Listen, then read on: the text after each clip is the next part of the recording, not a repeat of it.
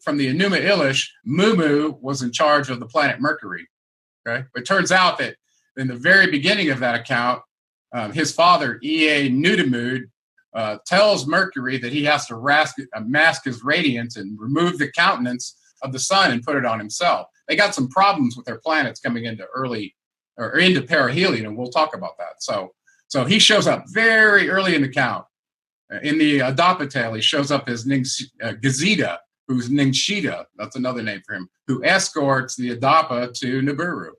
In Egypt, we realized he was sent from the Emerald Tablets. He was sent over to start the Egyptian civilization as Al-Kem, Thoth Al-Kem. Okay, he was credited with writing over 35,000 books himself.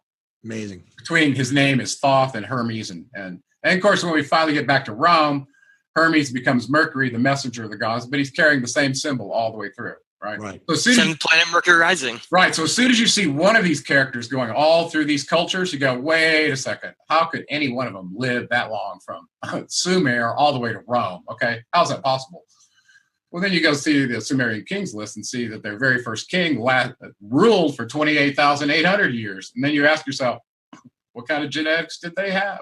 How long can they really live? The Greek gods were considered immortal. Maybe they were, relative to our perspective, okay?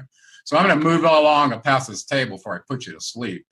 But I want you to know this God table will help you connect who these beings were, not only from Greek back to Sumer, but also from this point, you can connect to almost every culture in the world that I've investigated from. Well, Gerald, it's also another reason, again, for the folks watching, you have to purchase the Seventh Planet Mercury Rising, right, Matt? Because, again, this book ties this in a way that any lay person, any layman can read and understand. Gerald's the first guy that really tied everybody together. I mean, it's fascinating. It's a brilliant work. But, again, anyone can understand this.